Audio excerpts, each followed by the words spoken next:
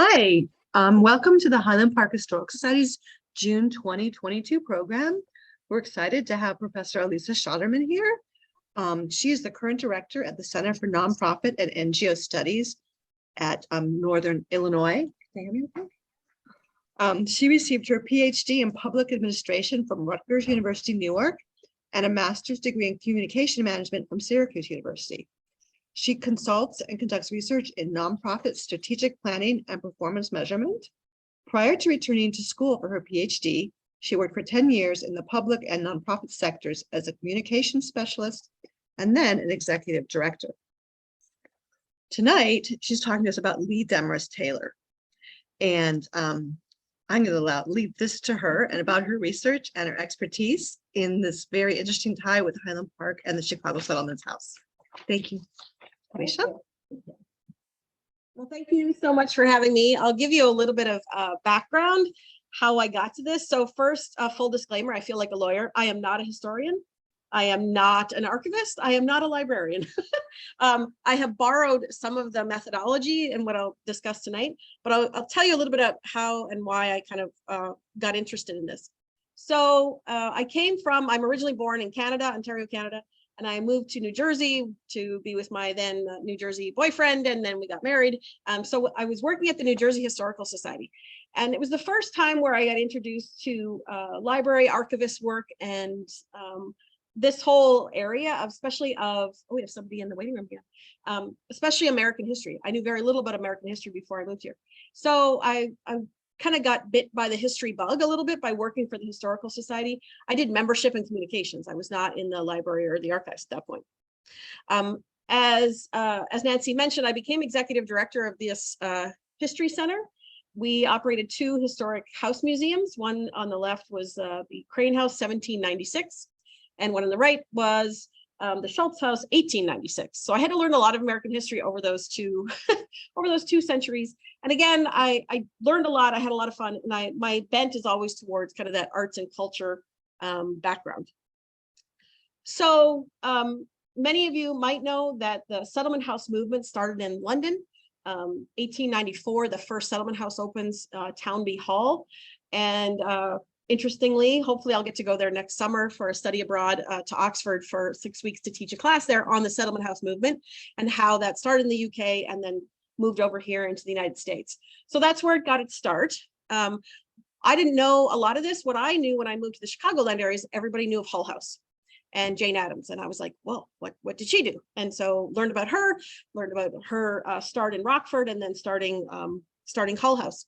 So Hull House came just after New York. So 1886, the first settlement house starts in the United States, just a year before Hull House opens here in Chicago. So this was the first one, university settlement. A lot of them were formed around universities and students in particular. So settlement houses here in Chicago started with Jane Addams House. And about 6 or 7 years ago, I teach nonprofit management at the graduate and undergraduate level. And Hull House, when it closed, kind of popped up. And I use it as a case study. I'm like, so why did Hull House close? What was it? Was it around finances? Was it around leadership and management? Those kind of things. And so my graduate students and I kind of thought through that. And basically at the end of the day, a lot of the reasons was pointed to Hull House closing was it had this very expansive mission. And there was a lot of competition for the same dollars doing the same kind of things.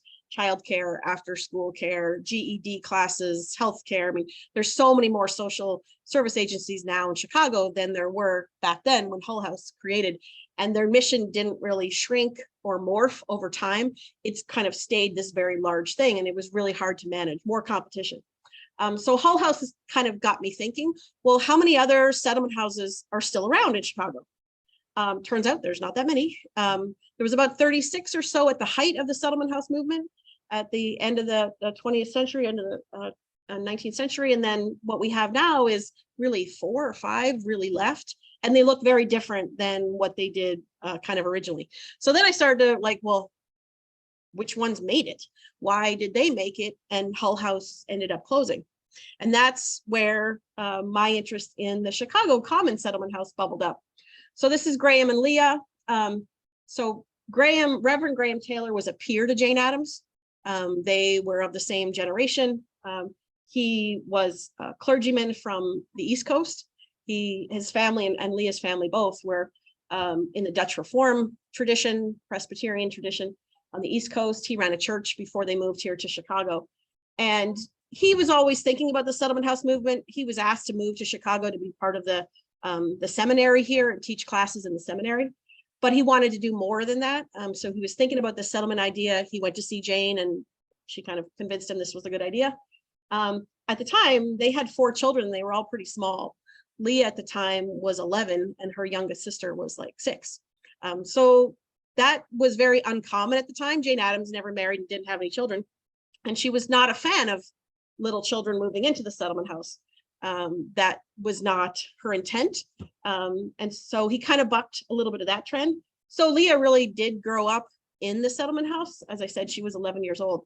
And her mother, I don't know how he convinced her to move. They moved into a rental house first. So this is a little bit of their family tree. I love ancestry for people who love ancestry. So of course I do my own ancestry and then I had to do Leah's because I'm like, oh, this is just too much fun. So this is Leah and her siblings here. And you can see, I mean, their family goes back to the 1600s in the United States. A lot of religion, faith-based backgrounds, many reverends, etc. You'll see the Demarest name goes back really far, and they use that a lot as a middle name for girls, especially. But you'll see they're very, very old names in the United States. She has a few notorious or notable kind of ancestors, and I'll mention them as well. So this is Leah and Graham's family. There were 4 children. The oldest was Helen, and then 1 boy and 3 girls. Graham Jr., Graham R., Leah, and then Katharine. So when they moved into the settlement house, as I said, Leah was 11, so she had 2 older siblings at that time. I think Helen was about 16, and Katharine was fairly small. She was, would have been in kindergarten or kind of first grade-ish. So one of her notable ancestors was William Demarest. He never married either. He was the 11th president of Rutgers. And likely, although I haven't proven this, a lot of their family members are probably buried at Rutgers in their cemetery. So I'm going to go check that out this summer and see if they are. He was also president of the New Brunswick Theological Seminary. So a lot of that kind of faith-based public service calling kind of thing is very much on both sides, both the Taylor as well as the Demarest side. So how did I kind of start? I was really curious of how this settlement house continued to endure and who had what information. So I did reach out to Nancy here at the Highland Park Public Library because I didn't know what the connection was necessarily to Highland Park, where they had lived, and then did find out that there was their street renumbering. So that threw me a little bit. I had to figure that one out where they were. So then I had to drive around and find their house, of course. But then also the Chicago History Museum, I was there this afternoon. I try to go there on a regular basis just to kind of see if there's anything, overlooked. You could spend days. Newberry Library, I've been there pre-COVID. I tried to spend more time, then it shut down for a little while. So I'll be back there tomorrow again to look through their documents. I think Leah saved everything, I'm pretty convinced. Graham and her just saved every receipt, notebook, check, letter, speech, receipt, you name it. Everything was saved.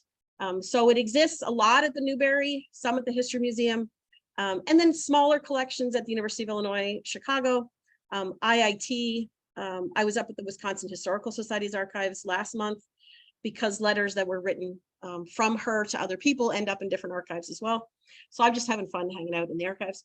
I would like to get to Vassar. There's not a lot there, but there's a few family documents there. Both Katharine and Leah attended Vassar, so they have a little bit. And Rutgers even has a little bit as well. So in the archives, there's plenty of material. Leah also left us an oral history. She recorded it at age 85. It's been fully transcribed. I have a copy. I also listen to her every once in a while because she reads the whole thing. And it really covers her work between 1883 and 1968. So that's also uncommon, I guess, when you're doing this work. There's a ton in the newspaper records. As I said, every time she visited, gave a speech, it shows up a lot in the local newspapers. So this one was the YMCA was giving an award to Leah, and it ends up in the newspaper. So just a ton of newspaper records. And then even some books, theses, and articles were written, certainly a ton written on settlement houses in general, again, leaning more towards Hull House, but a lot written by and about Graham, her father. It's interesting. I think it's still true that founders get all the recognition because it was their idea and they had a lot to commit to doing this, but it's the second generation often that gets lost and they are not written about as much. So we have a lot that Graham wrote, and he was the more of an academic. Leah would say that she was not an academic by training. So Graham, this was his idea for the Commons. And I pulled one of his quotes that we should choose our friends on the vertical as well as the horizontal. So not just people who are like you, people who might be of a different social class, of a different economic background, that think differently from them. And then the reason why he called it the Commons, that it was a hope that it might be a common center where friendship, neighborship, and fellow citizenship might form the personal bonds of social unification and around American democracy. We still need that today, right? We still need places and spaces. And we could argue that really public libraries is as close as we're going to get to that today. We live separately, we go to school separately, we commune separately, we even go to faith separately. There's a lot of separation in this world. And these kinds of places, there's very few places now that exist to do that. And I would argue public libraries are one of the few that are left. So that's why he called it the Commons. So this was the first house rental that when the family moved in, his young family moved in, 140 North Union Street, kind of a rundown looking thing. And they started out with students from the seminary, moved in with him and his younger family. His wife and him lived a pretty good life on the East Coast. So convincing her to come to Chicago to live probably not in the best conditions would have been an interesting conversation. But apparently Leah really does give a lot of credit to her mother for taking that risk and moving out to Chicago with such a young family. So they stayed in that house for a little while. He was looking for a more permanent solution. At this time, Leah is going to high school. She graduates from the Lewis Institute. That has changed names a couple of times. Now it's actually IIT, the Illinois Institute of Technology College, but it started out as a high school. So that's where she graduates from. I think she's the only one that goes to IIT for high school. Her parents were very much of the progressive era in that they wanted their children to choose their own path. And they really supported them, whatever that meant. And so her interest was more on this side, and that's where they encouraged her to go. Shortly after, they moved to 180 Grand Avenue. That was the home for a few years, and they did really well there. They were serving the community. So right around 1900, you can imagine what Chicago was like. Heavy industrialization, lots of poverty, all of those things, lots of immigration coming in, trying to serve all of those populations at the same time. But Graham, at this point, he also had bigger dreams of having a larger complex, a more up-to-date complex. He was working a lot trying to fundraise. He never took a salary from the Chicago Commons. He only used his salary from the seminary where he taught. And they didn't really have any other, they paid some part-time staff at this point, housekeepers and things like that. But the settlement houses really worked because people paid towards running the house and had responsibilities within the house. So they would have kitchen responsibilities or cooking or cleaning or looking after childcare and would pay a small rental fee for their room, etc. So they had to be residents of the Commons and they would have certain responsibilities because of that. But then the community was invited in for certain programs. So they had everything from athletics to childcare to literacy skills, all kinds of stuff. Leah, at this point, she's heavily entrenched in the Chicago Commons, but he does encourage her to go to college. And so she decides to go to Vassar on the East Coast, mainly because they had family around Poughkeepsie, New York. And so she could board with them. They did not have a lot of money, the family. And so they were all working to get scholarships to go to college. They were not wealthy by any means. So this is Leah as she goes to Vassar, and she completes it in 4 years and then decides to move right back into the Commons when she comes home as secretary to her father shortly after graduating from college. So that's the only time she really left the Commons for any amount of time since she was 11. So around this time, we also have the development of social work happening. Her father had helped start the Chicago School of Civics and Philanthropy. That was the very precursor to what we know today as social work. And that was an independent school. It did become part of the University of Chicago. Eventually, they moved it into that structure. Graham was against it, but there were other people who were trying to push for it because it would give them financial stability. So they wouldn't have to raise every dollar to train people. And then just recently, it was renamed after the Crown family. They got a very large gift from the Crown family. So now it's social work policy and practice from the University of Chicago. So this evolution of social work was happening at the same time. So the settlement houses were really a place where people were doing social work. They weren't necessarily calling it that. They weren't certified. They weren't part of an association. It was being developed at the in parallel with the evolution of social work as a field of study. And a lot of the settlement work was done by women. Graham was a male, but predominantly these places were run by women at the time. So it was not uncommon for women to be drawn to this new field of social work because they had come from this settlement house tradition. So the settlement houses were also interesting. When I studied nonprofits today are very, very leery about doing advocacy because it's a very politicized environment. And so if you get money from the government, you then don't want to criticize the government, right? Even locally or state. So they don't get involved too much in politics today. They kind of join associations and let the associations do the policy work, but they don't really get involved much in advocacy and policy. The settlement houses, that was not the case. They were doing advocacy work. They were doing research on these conditions and presenting their cases to the city to argue for more funding, to argue for more support for these social causes. So they were doing a lot of outreach and engagement with social movements at the time, whether that's the unionization going on in Chicago. The settlement houses were some of the earliest people that were talking about hygiene, public hygiene, importance of washing your hands.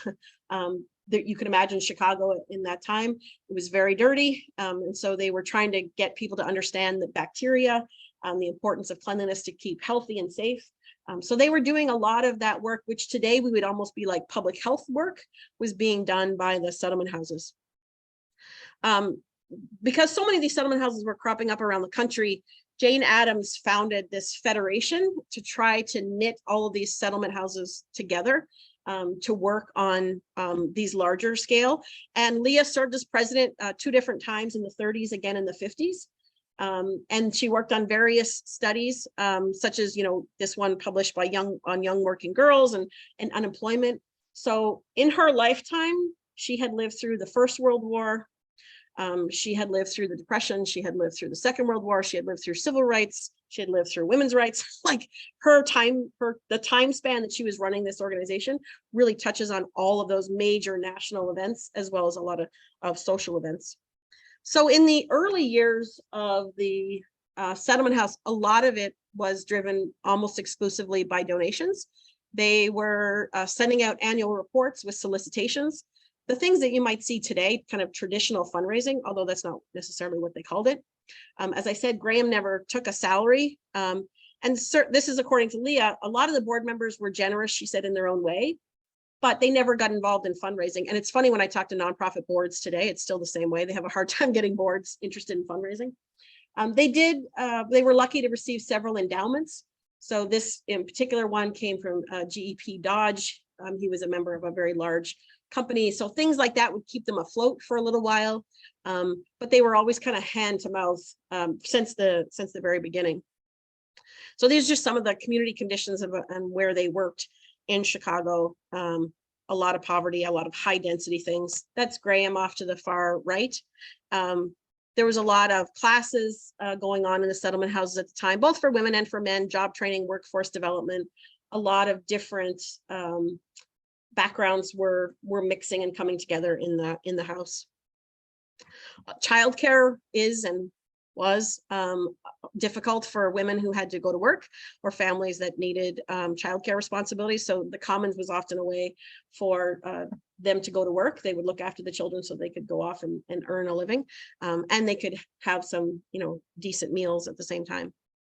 So in her oral history, she talks about, she graduated to different levels. She started out as really a secretary to her father. And as her father started to step back, she became the assistant head resident. So that's like the number 2. And so she got $1,500 a year in 1917. I didn't convert it. I'm sure it's still low. At the time, it was a fortune because she didn't have a lot of belongings. She had her room in the Commons and that was it. But she was responsible then for everything from budgeting to raising money, to all of the talks that she did, et cetera. So she played a lot of different roles at the Commons.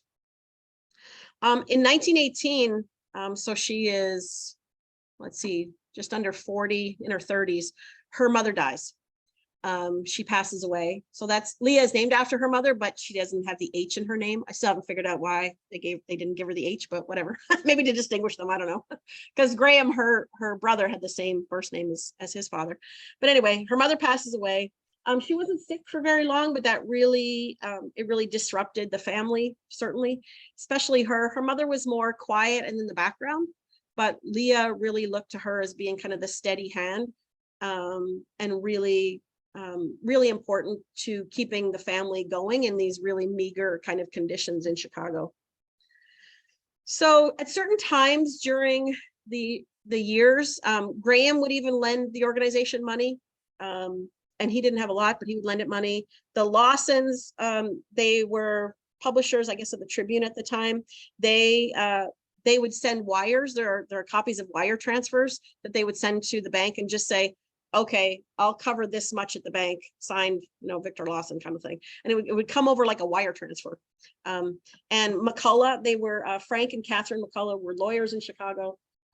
He made a loan of $4,500 to pay off the mortgage.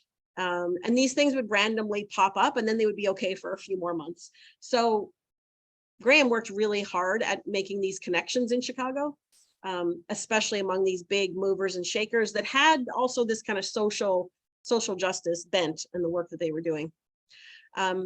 Some of the quotes from an annual report in 1916, it really was an adventure of faith. And when I teach nonprofit management, I often say that all nonprofits are faith-based because they all believe it's just going to work out.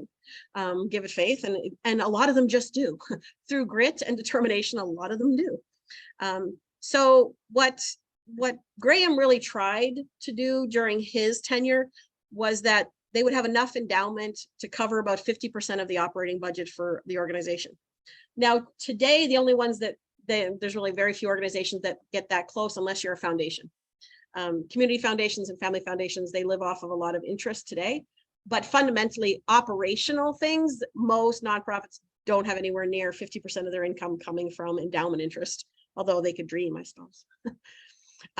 So in 1919, this is where they put in, we really want nearly half of the budget covered by income from investment funds, so that we don't have to be constantly raising money. We can do more programmings. We don't have debt. They did take on debt over the years, mortgages, lines of credit, that kind of thing.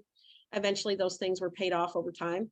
And so the same kind of financial instruments that we use today with nonprofits, they use then.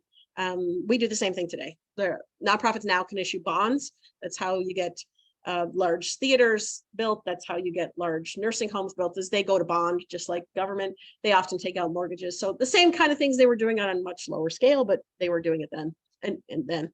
So by 1921, they had 9 full-time workers. The assistant head resident was Leah.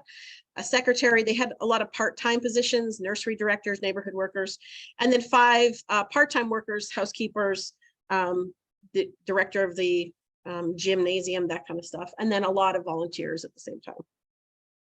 So this is the kind of a photograph of an appeal that would be in their annual report. Please send your money to us at the Chicago Commons Association, West Grand Avenue. And this is a common thing that we still do today. Once a year, we go out with annual appeals. So it's just interesting, like 100 years ago, we haven't really come up with anything new. They were doing it then. So this is Leah, and I would argue after really examining her life, she really did play, I wouldn't say more significant than her father because he founded it, but a really significant role in the growth and sustainability of that organization over 30 years as head resident, and then almost until she died as a board member. she continued on with that engagement. So, and I'll give you some kind of facts to hopefully back that up. So I don't know if anyone can pick out anybody from that photograph. Anybody come to mind in there? So Graham is the second from the left. So the gentleman on the far left, anybody look familiar? Yeah. No, but he does look like him. But he does look like Henry Ford a little bit. Yeah. Not as tall, but yeah, a little bit like him.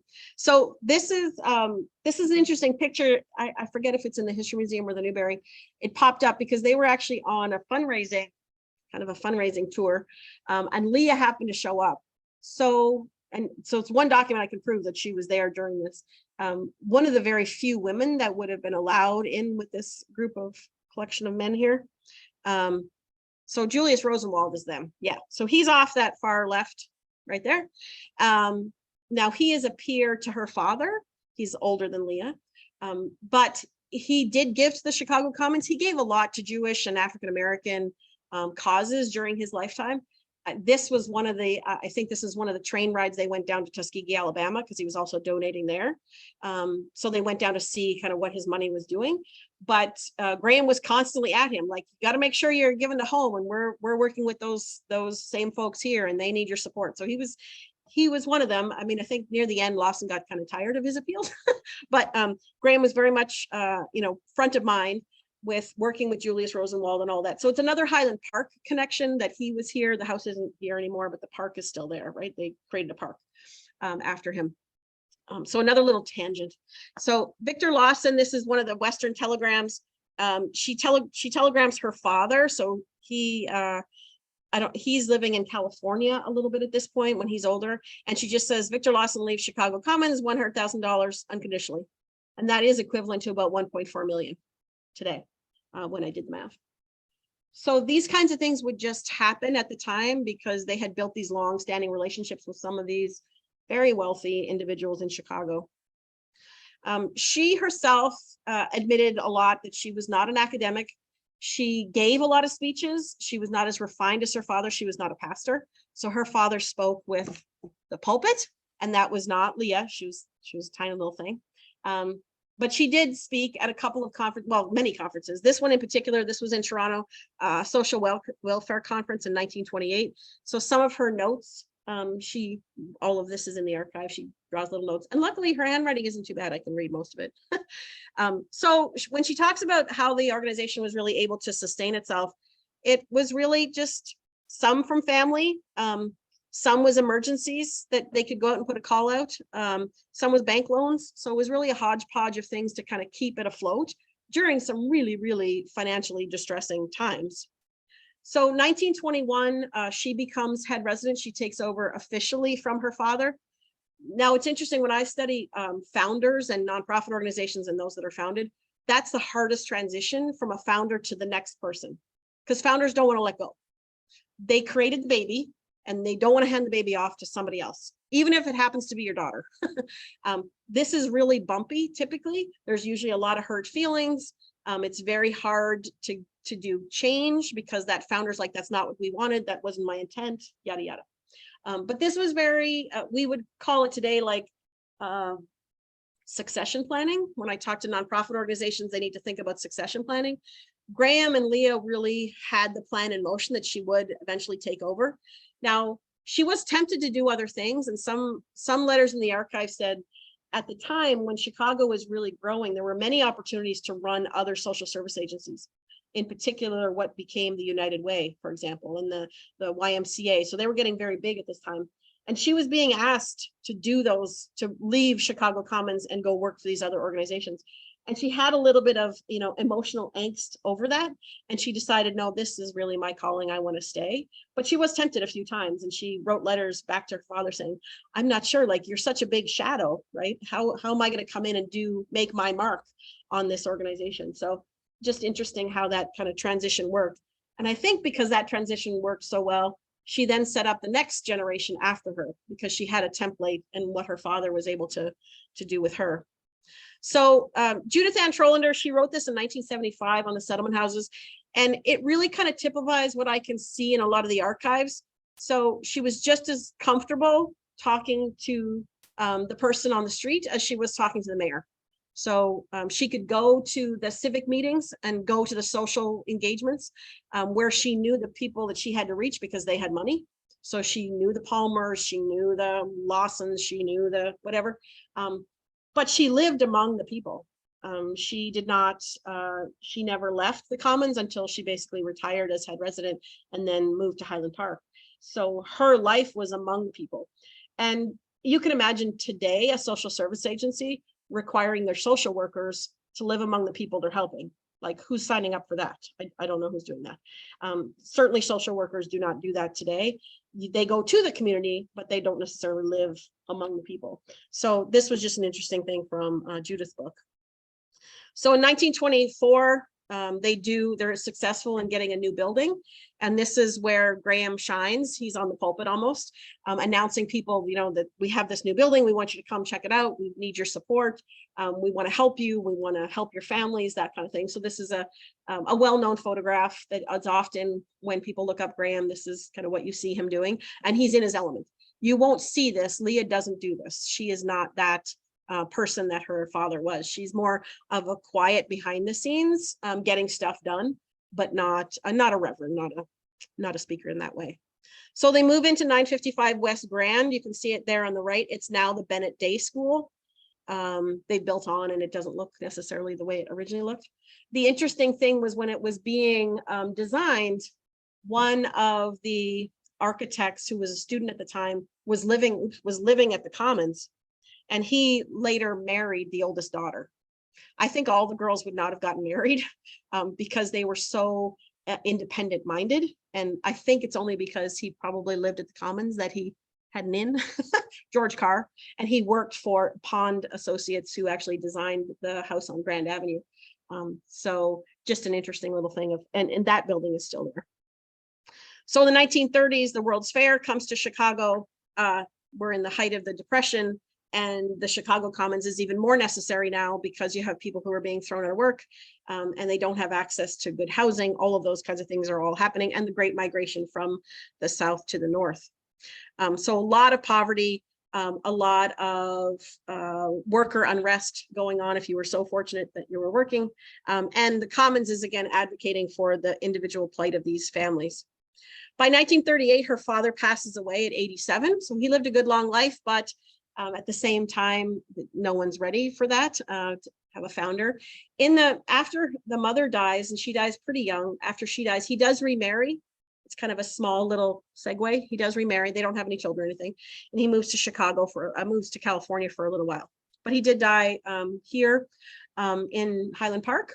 And then he's buried in New Jersey as well, probably amongst his family kind of plot back in New Brunswick, likely. So in 1938, that happens.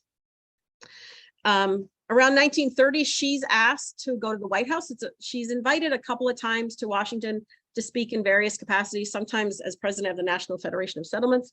This particular one is on child health and protection, where she goes in 1930. Again, she kept every invitation and every speech she ever wrote, so they're all there.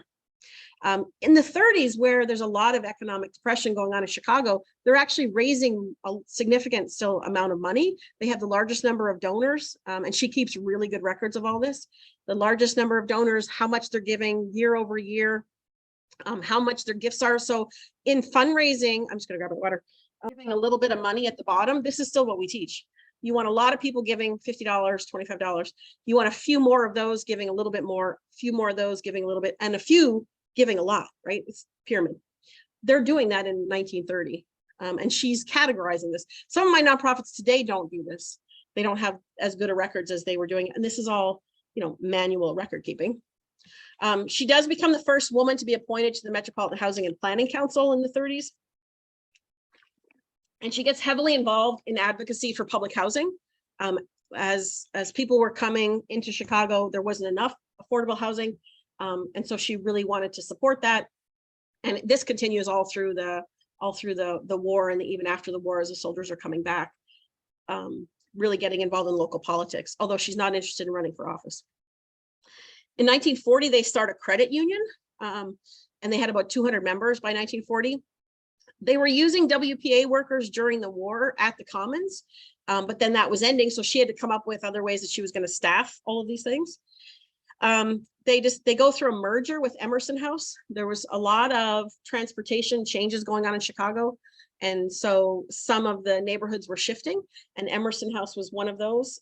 So they merged with Emerson House, and then in the 40s they talk about what's the next generation. So they're doing this, this notion of succession planning, because she was getting up in years. She'd been doing this a long time. So they decided to name an executive director, an official executive director, and she would remain the head resident as title. So she was officially the last head resident of the Commons. And after subsequently everyone else who led the organization was named executive director. So they co-led for several years before she decided to step off. He also, he lived a little bit in one of the Commons, but not in one of the settlement houses, but not for very long. She continued to stay there. In 1941, her sister passes away here in Highland Park, 63. So she was again married to George Carr. He was an architect. They had 2 children. I'm not sure if both of them are still alive, but they had 2 children. And she was behind a lot of the auxiliary groups in Ravinia and Highland Park that was supporting the work of the Chicago Commons. It was Helen that kind of got that started.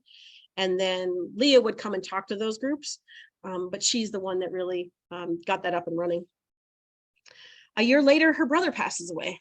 So that 1938 to 1942 is rough for her. She already lost her mother, she lost her father, and now she's lost 2 siblings. So by 1942, her brother dies. He's only 62. He had done the same kind of work. He decided not to stay in the settlement house, but instead he went back to New York. He was working on various different projects connected to the work, but not part of the settlement house. So he also had, I think, 2 children, and she also kept in touch with those nieces and nephews as well. So this is the auxiliaries that I mentioned. You'll see they earned several things from the auxiliaries. Certainly a good amount of dollars was coming in. $9,000 was coming in out of the $140,000 or so budget. They were running a nursery school. They also had a farm camp. They had a small farm camp up in Elgin that didn't last very long. And then they bought a camp in Michigan for a few years, and they were operating that as well. So it wasn't just in Chicago, they were also operating these camps. You'll see around that time the association itself, the Board of Trustees, you may recognize some of these names. So Leah at that point had transitioned as head resident onto the board. That is also fascinating, because if you're used to running the show, you tend to not want to, people don't like you going on the board, because then your legacy doesn't go away. But she made that transition, and there were several other members on the board here that were influenced how the organization was able to sustain itself through the 40s and 50s. Katharine McCulloch was one of them. So you'll see her husband here, Frank McCulloch, is up top. When I looked at Katharine and Frank, Katharine was also a trained attorney, but no one would hire her in a firm because she was a woman. And so she was very much a part of the suffrage movement at the time. When she married Frank McCulloch, she said the only way she'd get married is if she could practice law. And he was also an attorney, so they opened up a private practice.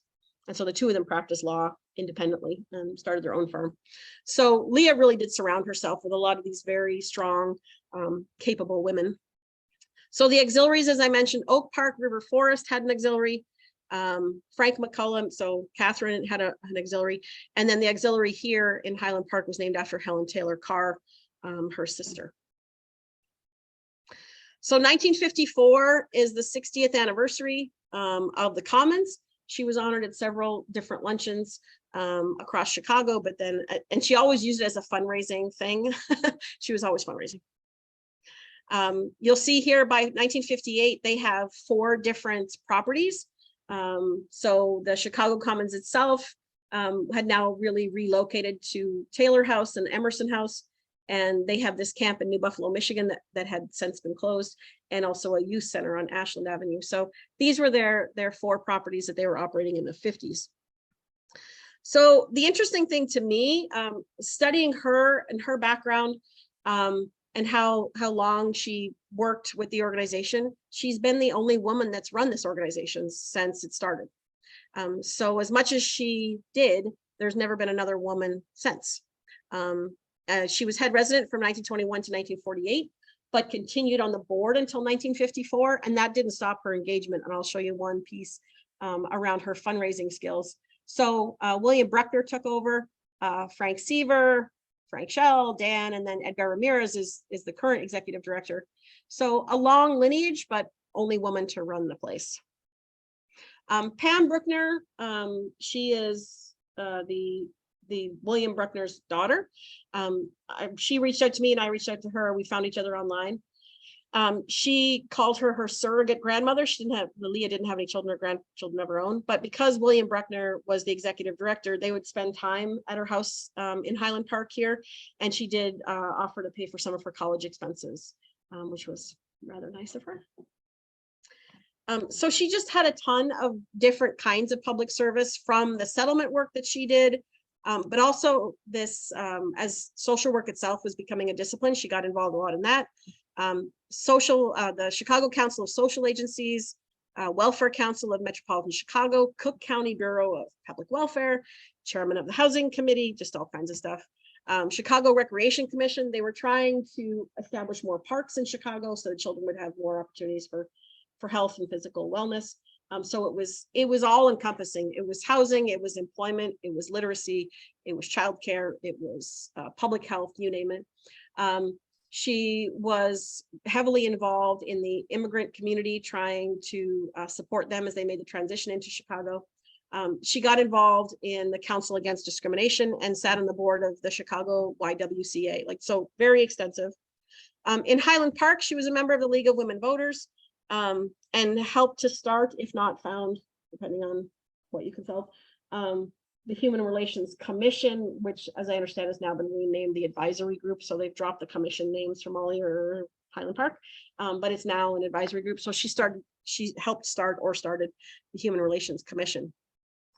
So she built this little house in 1954. It went on the market last year. I didn't get to go in because I'm not good at lying. So I reached out to the realtor and I fully confessed, can I just see it? I'm not interested in buying it. And they're like, yeah, no. So I couldn't get to see it. But it is, it's still there. You can go look at it. So 1001 Wade Street in Highland Park. My guess is it's going to be a total gut job, because it is exact. There was a few interior pictures, it's 1954 in there. So I'm sure it's going to be a gut job. But it was listed at $500,000 for a 2,000 square foot house. It's beautiful that it backs onto the ravine. So it's really picturesque back there. I can imagine her coming out of Chicago, living with all the noise and the pollution and everything that's going on there, and escape to this little cottage in Ravinia. It has, on the first floor, there's one bedroom, living room, kitchen, very simple. And on the second floor, it's just a bedroom and bath. So you can just imagine, like, it was for her. She built it for her. She did a lot of hosting. She hosted a lot of people there, family members, friends from the Chicago. They would come to see her. It did get to be too much at some point, and then she decided to go into a retirement community. So this is the three houses. The first one, which is why it took so long to find, because it jogs. Her father owned a house, 985 Wade Street. It was torn down. There's a new one there. So Helen and George built the one over in 999 Wade Street. It's still there, but it's completely gutted on the inside. It's beautiful, but not exactly the way it looked. And then Leah's home was just beside it. So they had this little kind of compound of homes there that she was very familiar with, very comfortable with. Loved the picturesque. The ravine is behind there, and it's beautiful. So if you get a chance, you can go take a look. So 1961, she is 78 years old, and she is still signing thank you notes and fundraising, which I just love. So this one went to Mrs. Smith from the Chicago Commons Association. She's not living there anymore. She still has letterhead. She's not living there. And she says, just want to thank you for sending us your generous gift from the Ravinia Women's Club. Greatly appreciated. It goes into how they're going to use their money. Deeply appreciate your generosity, and signed by her. She is 78 years old and not even on the board anymore. But she knows what weight she could still command for fundraising, so she's still doing it. In 1973, she moves to a retirement home in the Meadows in Heightstown, which is also beautiful. It's set in a very picturesque part of New Jersey, very green and lush, lots of gardens. So I think that's kind of similar to where she had lived here in Highland Park. She dies at the age of 92. Pretty sure she's buried in the Elwood Cemetery in North Brunswick, probably with her parents and possibly siblings. I'm going to try to go check it out this summer and see if she's there. But the bulk of her time really was here. She only lived there for 2 years before she passes away. The bulk between 1954 and 1975 was here in Highland Park. In her will, interestingly, so she wrote her will 2 years before she died in 1973. She leaves all of her personal belongings, and I'm sure they were meager. I don't think there was a lot of personal belongings, but she leaves it to her niece, and Jean lived nearby in New York. And then all of the estate that was left to a trust, Hawthorne McCulloch. So that name McCulloch comes up again. That's the son of Frank and Katharine, of course, and the Continental Illinois National Bank and Trust Company. But the bank fails in 1984, and it was seized by the FDIC and sold to Bank of America. So I don't know where her money went or got, or no idea. And the Chicago Commons Association today doesn't have a record of her leaving an endowment to them or a donation, because they don't have all the records. They're not perfect from the 1970s and 80s. So we don't know, but this is what was stated in her will, that where anything monetary that was left, she did want it to go to the Commons. And when Graham died, I have his will as well. When Graham died, he divides his estate up to his children. Not very much. And again, he's not overly wealthy himself, so he really doesn't leave a lot to the kids. These are not wealthy people, but whatever she had, she did leave to the Commons. So again, as I mentioned, her siblings, Helen, she met her future husband, George. He stayed at the Commons. He worked for Pond & Pond, the architecture company. They marry, and then they're the first ones to move to Highland Park as early as 1908, according to the telephone records that we looked at. And she gets involved in the Ravinia Women's Club, and they live here at least until she dies. And that's their home, which, as I said, it's gutted. It looks completely different on the inside, but it's pretty. They had 2 children, Janet and Wallace. Helen passes away in 1940, as I said, pretty young. Janet marries Rudolph Schroeder, and she dies in 1956. Wallace actually served in World War II, became a pilot, and didn't marry, and he dies in 1966. These are small families. These are not large families by any means.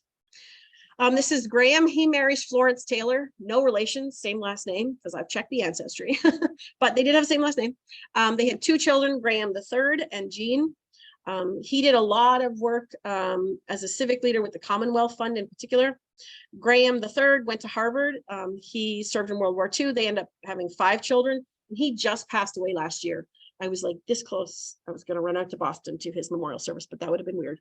But it would have been fun. I might have gotten to meet some of his family. So he just passed away last year. Jean, she went more into the arts. She was a sculptor, graduated from Radcliffe. She married Carl Kroeber, who became an English professor. She just passed away as well last year. And Carl and Jean had 3 children. Katharine is an author, historian. So they're not necessarily all went into public service, but I think they're very public minded. They tend to go into teaching or something that would give back to the community. Katharine was the youngest. She also went to Vassar. She followed Leah to Vassar, and she became an educator. She went to high school at the Francis Parker School in Chicago, and then she came back to teach there after she graduated from Vassar. When she was there, she was asked to be principal of a new school, the Shady Hill School in Cambridge, Massachusetts, modeled after the Parker School in Chicago. And she did that for the rest of her life.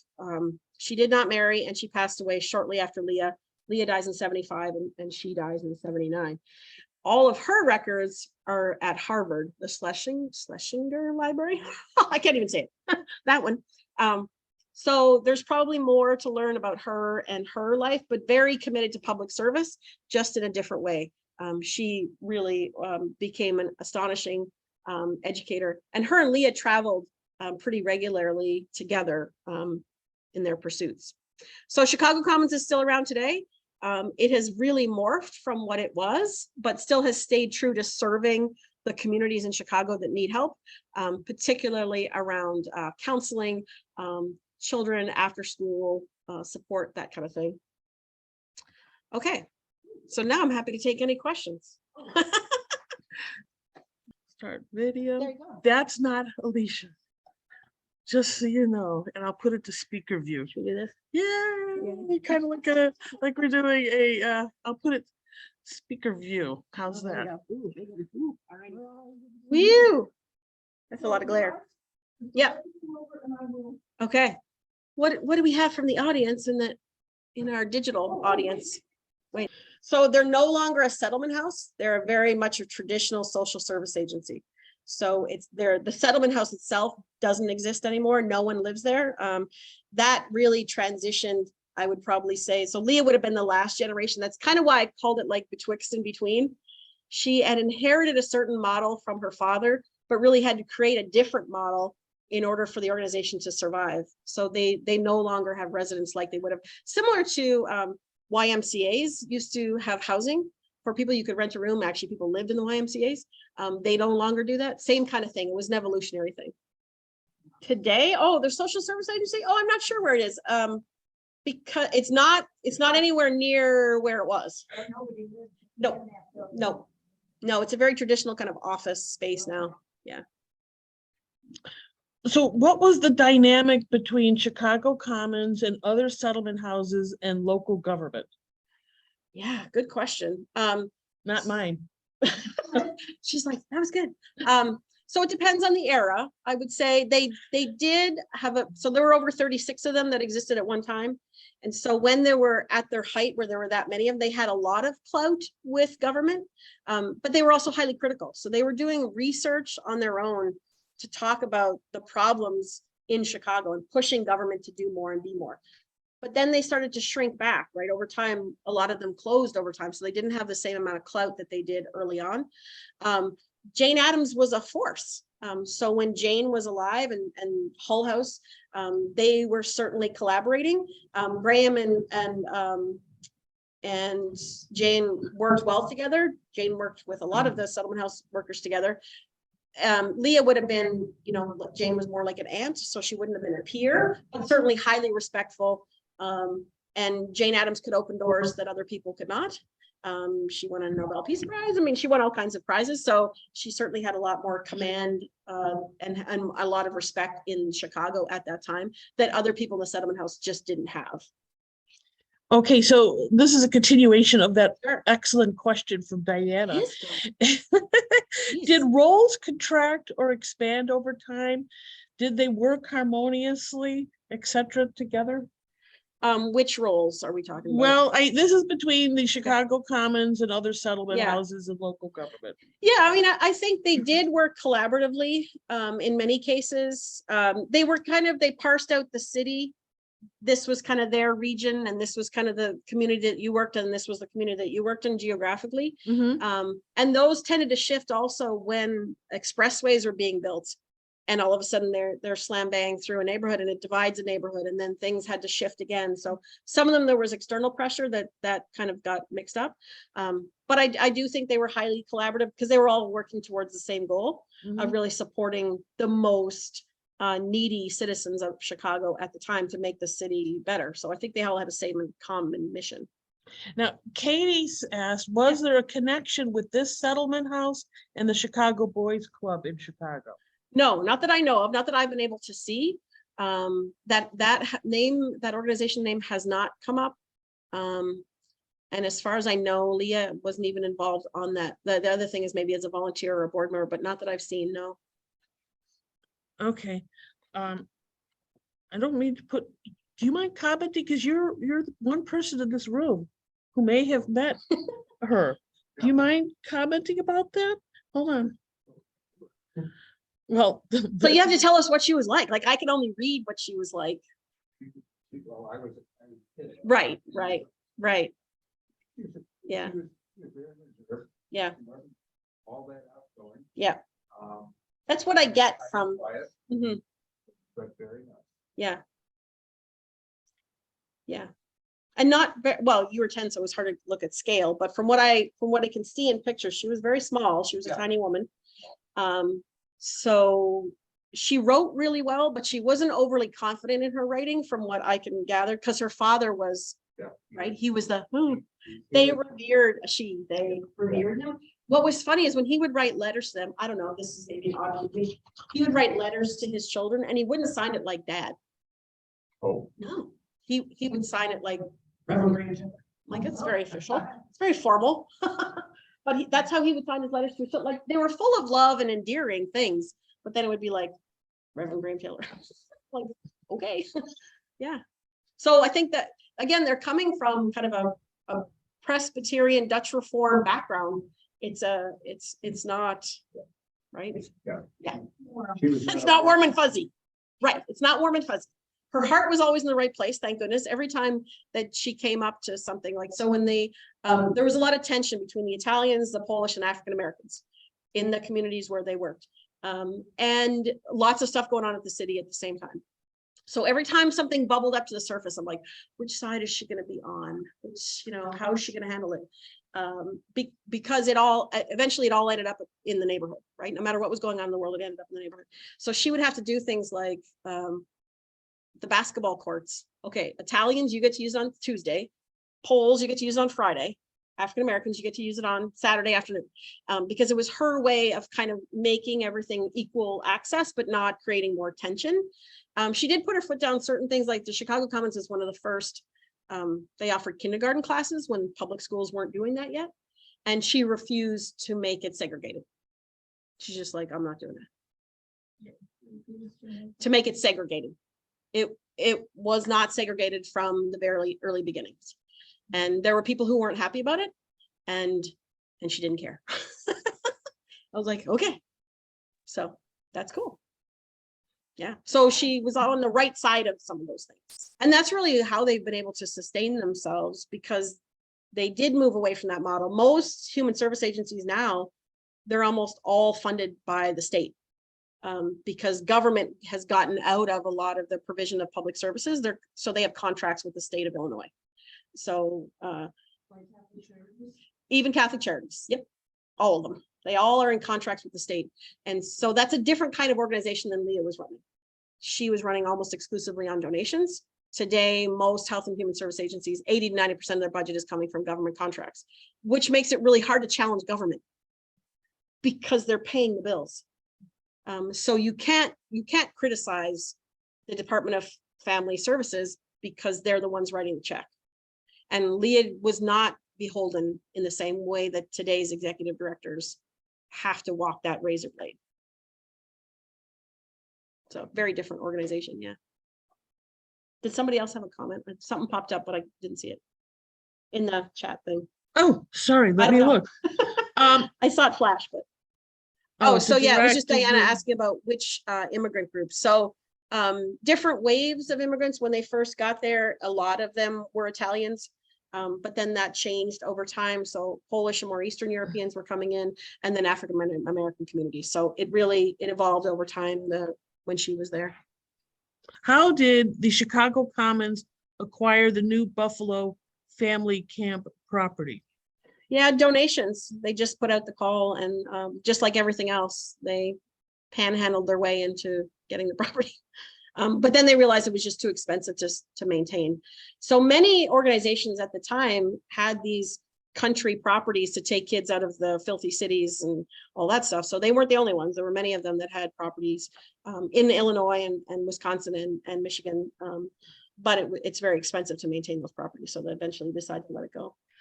You mentioned the Chicago Commons helping Italian immigrants. Yeah. Was that mainly who assisted? Did Reverend Graham choose the location to serve that particular immigrant community? I think when they selected Grand Avenue, there was a few reasons. One, it was one of the most impoverished communities at the time and high immigrant populations in that community. So when he selected that was part of the decision making. But again, the communities changed over time.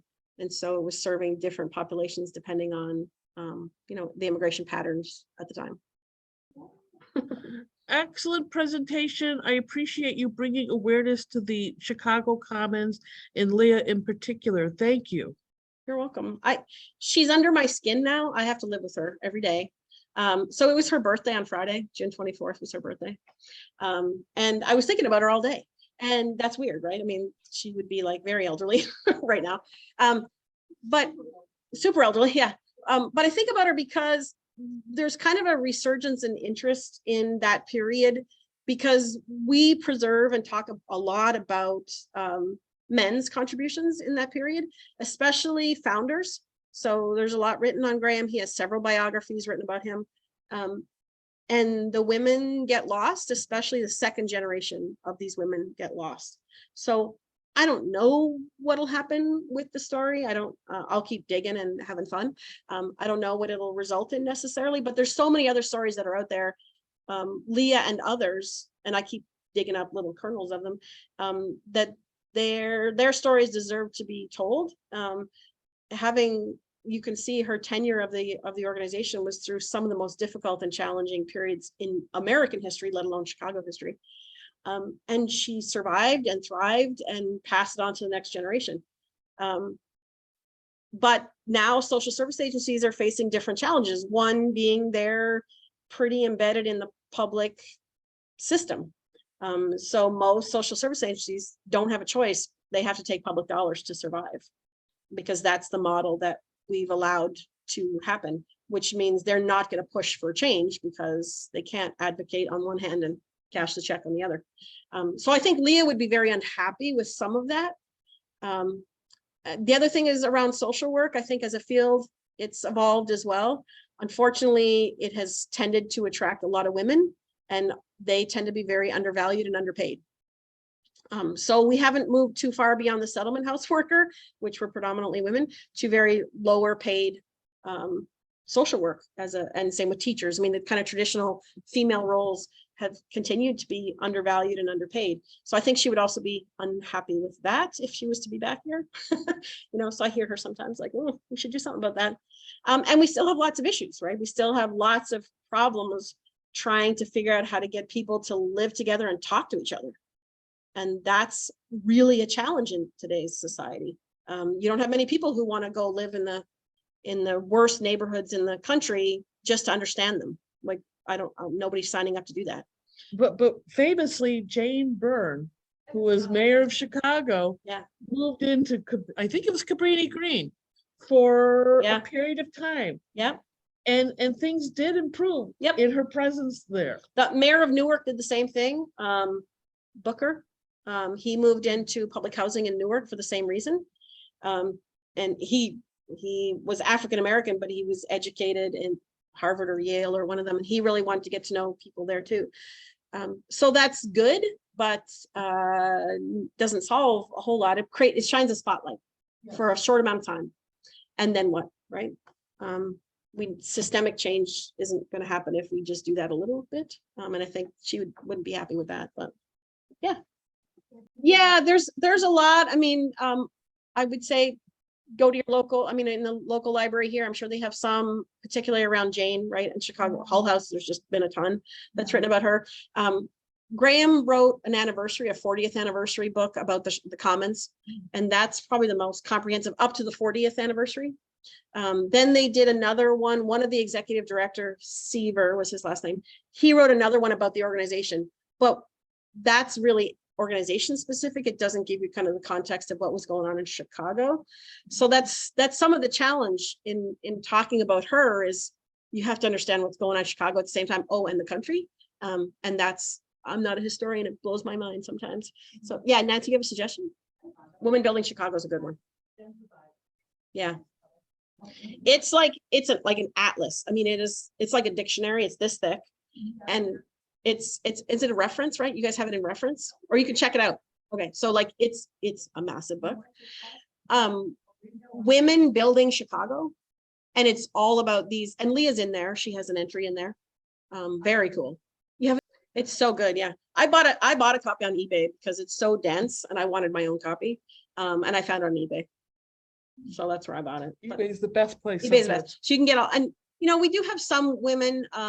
I was just looking at Grace and Edith Abbott, who, I mean, they're just phenomenal, and early social workers at the University of Chicago. And there's a few books written on them. I mean, you could read to your heart's content about all these women. We need more of them, but there are some books about those social reformers of that era. Leah just happened to be that next generation. And I think that's what is missing right now. We have some of the early social reformers. We just don't have the next generation a lot. So maybe there'll be a book in there. I don't know, maybe. She keeps bugging me. Like, I think she's bugging me all the time. Well, you should go look at this and you should go look at that. So your interest is in, is it when you say not-for-profit, you're talking this style of not-for-profit? Well, all First of all. nonprofits of all different varieties. So it can be anything from your 501c3 traditional kind of this, which is what the Commons is, more public serving. But I've also looked at foundations, chambers of commerce, which is like C6, and unions and things like that. So all different versions of them. We teach how nonprofits are divided in this country by the income tax code. And that's how they're divided. But all nonprofits under a large umbrella all have to govern under a set of rules by the IRS and by the state. And so that's what we teach. And isn't one of them political activism? So there is a little bit of a twist. If you're a 501c3, you can do a certain amount of advocacy. You just can't do direct lobbying. So you can say, hey, this bill is coming up for a vote. I really want you to consider this. I want you to consider the ramifications of. What you can't say is vote for this or vote for that guy. But everything else you can do. But nonprofits get very skittish even doing that. Because they're like, oh, what if I annoy this particular congressman and then I won't be able to get this, and he won't come to my gala and she won't do that. Like, so they get skittish. But the law is actually, you have a lot you can do. The law is also probably, is it probably better that you're not getting government money if you want freedom to comment? Hell yeah. But these organizations, so the government knew what it was doing. That's all I'll say. The government knew that it was going to be cheaper to give grants and contracts to nonprofit organizations that are going to fundraise and get volunteers than to hire government workers. So that's the first part. There's an economic part. Number two, we fund them and then they can't criticize us. So for the government, it's a win-win. We pay them less, usually around 60 cents on the dollar, and they fundraise for the difference through volunteers, free labor, or for fundraising, and we keep them quiet. So government, and so I'll put that back on the taxpayer. The taxpayer also likes that it's cheaper to provide those services, right? Because you want to keep your taxes down. So the taxpayer also doesn't mind that, but then they don't hear the stories of maybe we should do things a little bit differently. Yeah. So you almost, so it's like they take away that ability to be a whistleblower. Yeah, there's a lot of stuff, like, so all of the stuff that goes on at the state that you hear about it, you hear about some of it, you don't hear about all of it. There's a lot of things that happen in these nonprofits. Nonprofits are private entities. Like, you can't FOIA a nonprofit. You can't get their minutes, you can't get their budget, you can't get anything. Right? So the government takes that money, gives it to a private entity, and then it's sealed from the public. Except whatever reports you have to give the public. Except you get in the newspaper, but that's it. Or what they choose to provide. But that's voluntary. So really a nonprofit only has to provide their tax return, their tax information return. It's not really a tax return because they don't pay taxes, but they have to provide a tax information return, and there's not much in there. You can't even tell how much government money they're getting from those information returns because it's not broken out that way. Programs. It's all in here. Right. It's all okay. It's all meshed. So you can't even tell how much money is coming from the city of Chicago or the state of Illinois for any nonprofit because of the way the tax return is designed. It's not broken out. I would love it to be because I study this stuff. It'd be great, but you can't get it. It's really hard to get. So yeah, they did a great job of silencing the critics and saving money. But the nonprofits, they've accepted the deal. I mean, during the last state budget crisis, when the state of Illinois shut down and these nonprofits weren't being paid for a year and a half, they signed that they would deliver on that contract. Like, they committed to that contract. So just the state of Illinois didn't do the return favor. They didn't. And what happened when the state budget passed? They did it again, right? I mean, they signed the contract again, knowing they're never going to be paid 100% of what it costs to actually deliver those services. So they're going into it with open eyes. Unfortunately, it's not all good on the other side. I didn't mean to leave you with a downer. No, it's an interesting way of looking at things. Yeah. I wouldn't want to run a social service agency today. I mean, I would have loved to have Leah's job. Like, I think that would have been just fun as heck. She made a choice not to have a family, And that would have been really hard if you wanted to have a family at that time. But she made the choice not to. Her sister, the same thing. Another sister left and she was able to have a family, but Leah could not. So that was a hard thing, I'm sure, to make that trade-off. But the work that she did was phenomenal. I mean, to really nudge, push, cajole, I think that would have been fun for a woman who that might not have been her, public persona, right? She was more quiet in the background. She worked like crazy. Like, I mean, who's writing thank you letters at 78 years old for an organization you don't even belong to anymore? Like, you can't get board members today to do it. I forget to do the ones thank you today. When board members say, oh, I don't like fundraising, I don't like asking for money. You don't have to ask for money. You can do 1,700 other things. Maybe write some letters like that. And Leah gave very specific details. It wasn't like, hey, thanks for your donation. No, it was very, very specific. I mean, so when I look at her fundraising ability, even though she did it differently, her record keeping was awesome. And her commitment to transparency was just above and beyond what we do today, when they didn't even have 9 items. It was incredible. So, yeah. You breathed a lot of interesting life back into that person. I really like her. She's really fascinating to me. I don't know. I'm sure, I don't know. She'd probably find me really loud. I don't know what she'd say. If I met her, I'm not sure. She'd probably find me But loud. you're keeping the spirit alive. Yeah, you're welcome. You're welcome. Thank you all for coming online and in person. Thank you very much. Thank you. Good to be back. I keep thinking Leah took the train from Chicago to Highland Park. I'm going to Highland Park. I don't think Leah ever drove either. So I don't think she ever drove, because in all of her documents and stuff, when she was asked to give a speech, they would have to arrange for her for a train or a car for her. So I don't think she ever drove. Yeah. Nothing that was in her papers signifies that she drove. No. But she had a lot of friends. She had a lot of friends, a good social life, invited to speak all over the country. She went to Townby Hall, that first settlement house with Katharine. And then she visited a second time. So when I get to go there next year too, it'll be like, oh, Leah was here.